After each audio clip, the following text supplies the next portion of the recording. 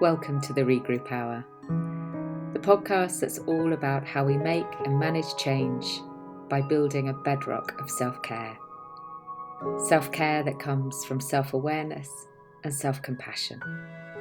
This is a gentle hour-ish to take some time out for yourself, to simply be and see whatever this time brings.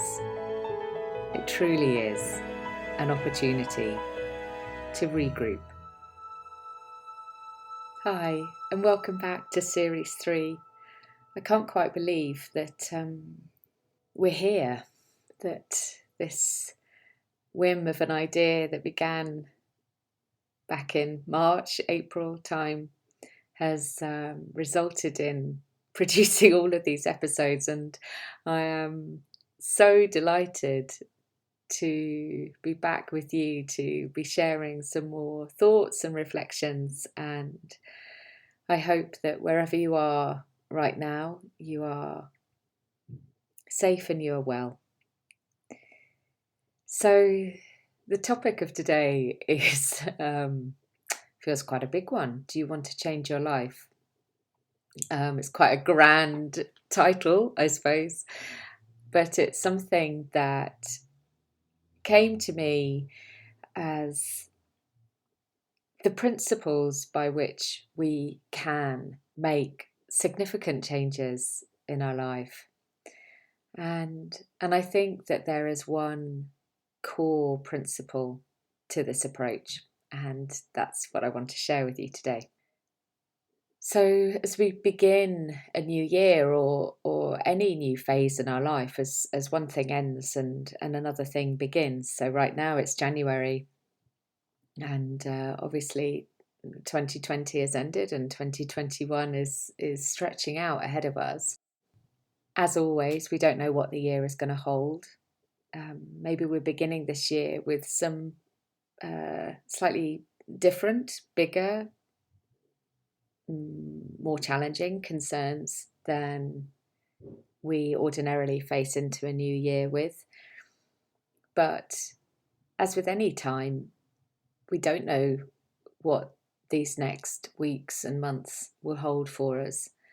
And all we can do is face into them with the resources that we have to hand and the knowledge that we have to hand, and with our whole self in this very moment right now. And I think there are many routes to how we can find the things that support us or that ground us during a time of change or during a new period in our life. But one key principle is a willingness to invest in ourselves. And over this episode, I want to cover the three things that I think really sit inside that word investment, and explore them with you and see what it raises for you. How does it feel to you? How do you invest in yourself? What does even the idea of investment feel like to you?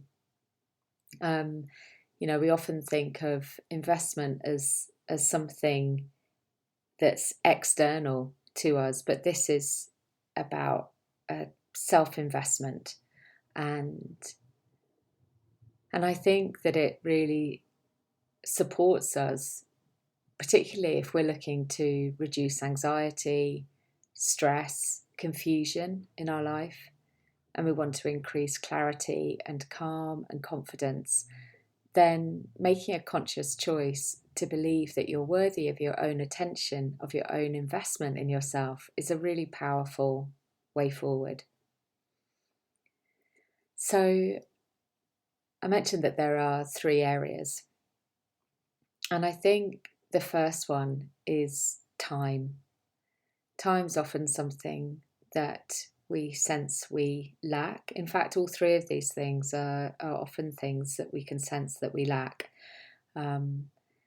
Time is something that in a previous podcast I've talked about how we can stuff it full or it can stretch out, yawning ahead of us, and feel like it's like wading through treacle, that it feels like there's so much of it on our hands, or that we're endlessly hunting around trying to find more time. But when we think about time as something that we can invest in ourselves, then it may be as simple as 1 minute breathing each day. Of course, we're breathing all the time, but just 1 minute to really focus in on our breath. And whether or not you've got a meditation practice doesn't matter here. Just the act of stopping and noticing the breath, not trying to change it in any way, but just noticing how your breath comes into your body and how it leaves your body, just for 1 minute, is an investment in yourself. And it's essentially giving yourself that 1 minute of pure attention, pure investment. It may be that you do have a meditation practice, or that it's something that you wish to develop in over this next time that you have. And just doing 5 minutes meditation or 5 minutes mindfulness every day can have a significant impact on the way that your brain functions. 10 minutes walking, 20 minutes reading, 30 minutes of exercise, whatever it is, committing to investing time in yourself can become a sacred thing. And it's a way of making a declaration of intent to yourself that you are worthy of time. And particularly if we think of time as being something that is scarce, it becomes even more of a gift to dedicate some of that purely to yourself and to make it sacred. And so what does that mean? Well, it could be let others know that this time that you carve out, this time that you identify that is yours, if you live with other people, let them know that it's your time and it's not to be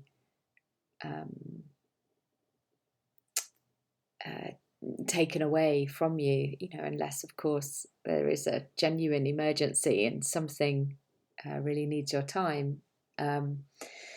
But it can be really easy to keep putting other people's needs ahead of our own, or it can be really easy to continuously distract ourselves from ourself and to use other people, other demands, and to label them as being so important that that our own needs become subsumed. And actually we can end up in a pattern there of blaming other people or blaming other circumstances for taking away the time that we say we want to spend on ourselves. But actually, sometimes it is about making a deeper commitment and really putting a stake in the sand and saying, no, this is my time and I am going to guard it and I am going to use it purely for myself. So whether it's the 1 minute breathing, or it's the 30 minutes exercise, or it's the 20 minutes reading, to put a really beautiful and clear boundary around that time and say, this is for me. This is purely for me, and everything else can wait.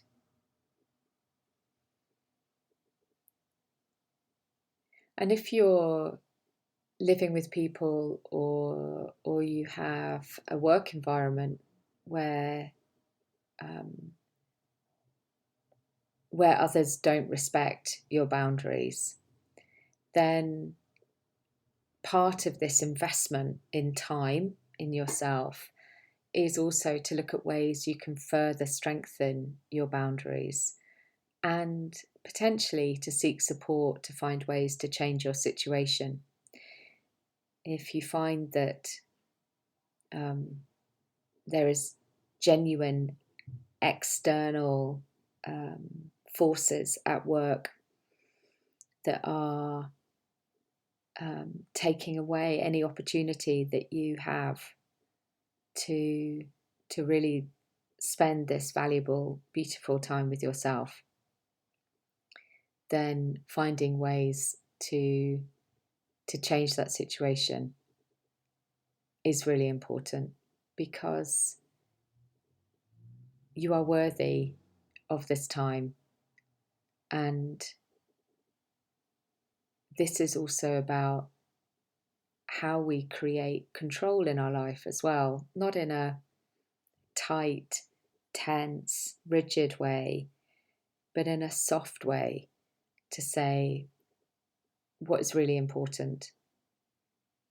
And if time with yourself always sits at the bottom of the list, then it could be an opportunity here to reassess your priorities and see how you can give yourself some more of your own attention. So the second one, the second area for investment is money. Now, this can be a really complex one. I've talked before how my own attitudes towards money, I know are complex and multi-layered, and it's something that, you just Google anything to do with attitudes towards money, and you'll find there are, it's commonly recognized that it's a complex area. Often it's tied up with the kind of childhood that we had, or the work that we wish to do, or how we equate money and purpose, or how we can feel guilty about money. But when we think about it as something that is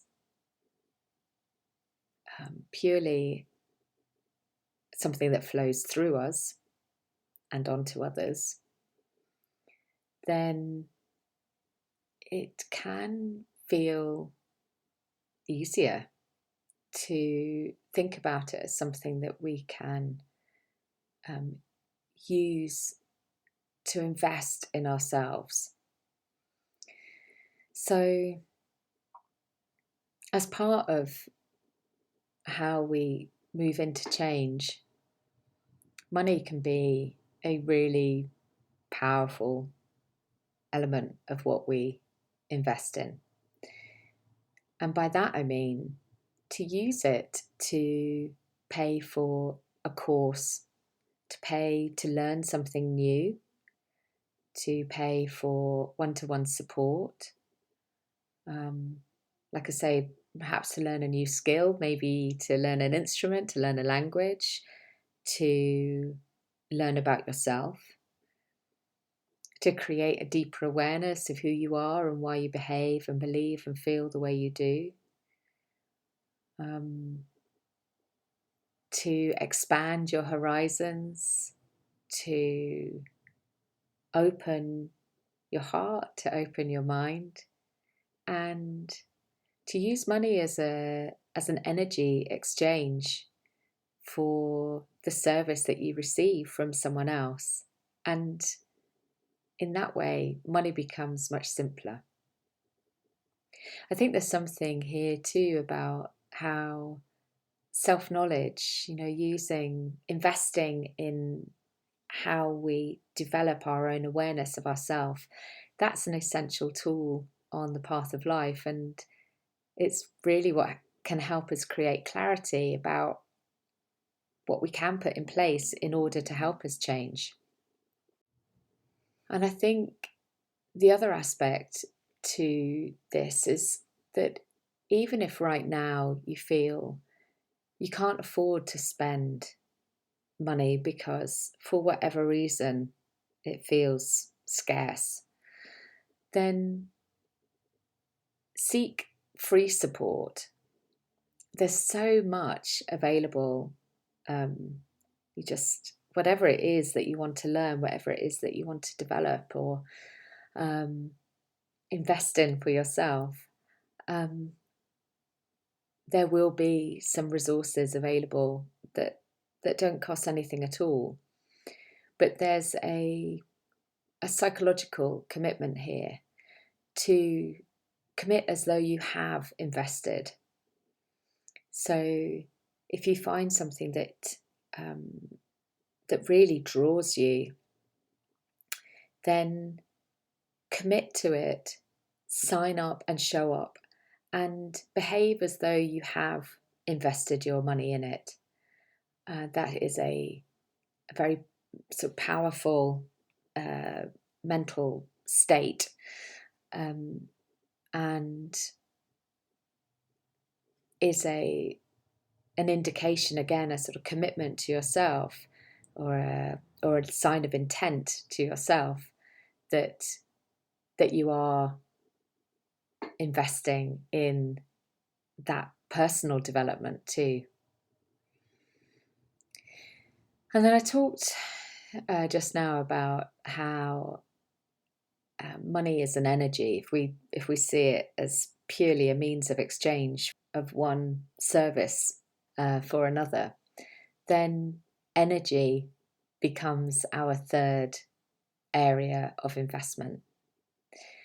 And by this I mean commit yourself fully to whatever you're doing. So, we talk about people who are glass half full, glass half empty. Being a glass half full is really about deciding how you want things to be and going for it, committing that energy, investing that energy in it, and shaking ourselves free of doubt, simply allowing ourselves to be energetically invested so that we really commit and go for the things that we know will serve us. And making this energetic investment in ourselves is essentially about giving ourselves the greatest gift we possibly can. It's about shining the full beam of our energy onto ourselves. So when we think about energy, it doesn't just come from the food that we eat. It comes from inside of us. And Michael Singer talks about this in his book, The Untethered Soul. And he talks of how even when we're deeply depressed, we can still be eating calories, we can still be consuming food, but it's really about our inner drive and our motivation that gives us our get up and go. So there is an opportunity here to also decide how we want to feel and then to choose to feel it. So often we exert all of our energy on other people, either on work or on family or on our community, and that's amazing. It's an amazing thing to give of ourselves to others.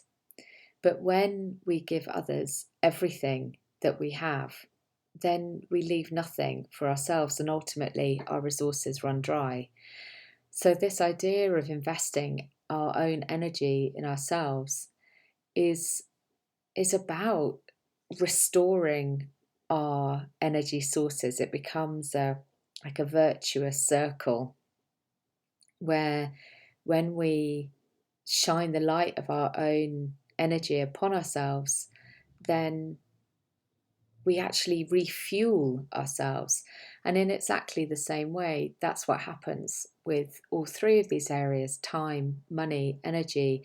They're all about refueling ourselves, investing in ourselves in order that we are resourced and resilient to face into whatever this future time brings for us. And all three of these is really about a willingness to commit to ourselves.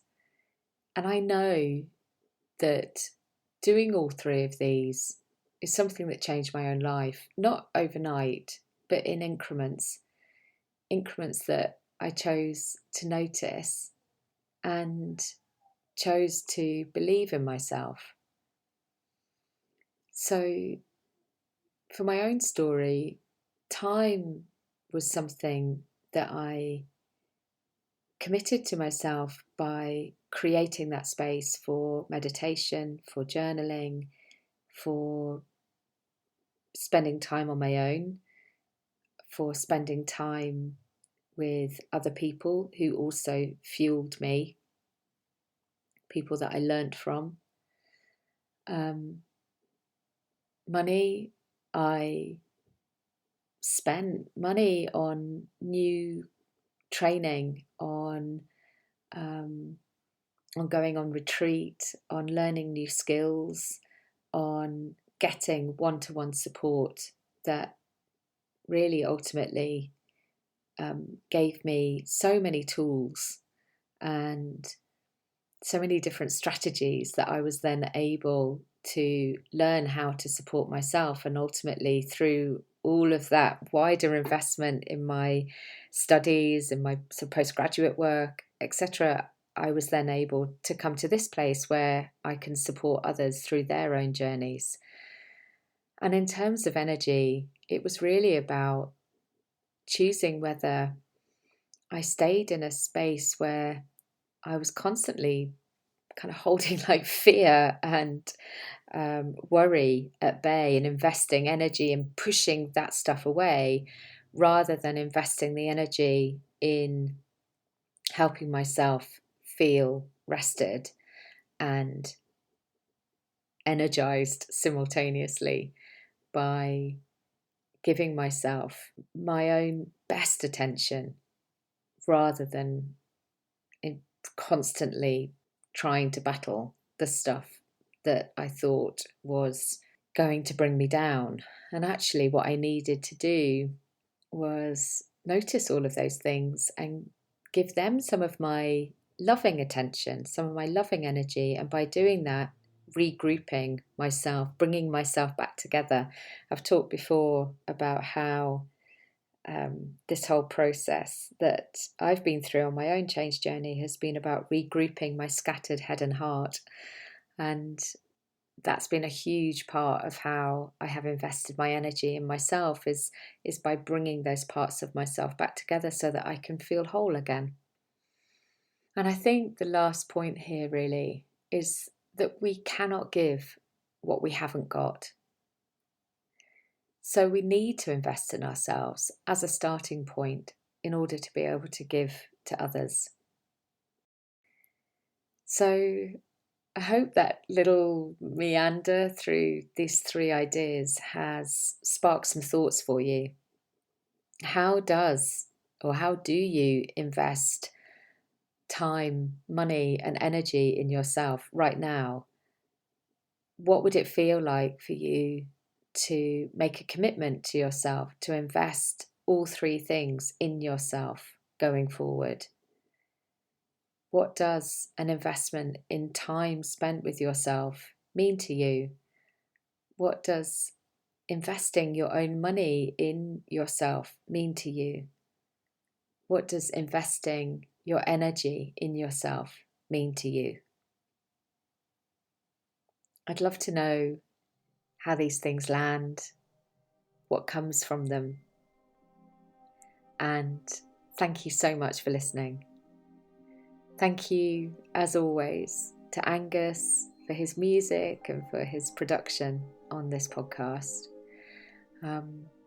If you want to explore any of these ideas further, if you want to do some work one-to-one with me, then just send me a message, henny@regroup.co.uk, and we can have a chat, have a virtual coffee, and see where that takes you and see what support I can offer.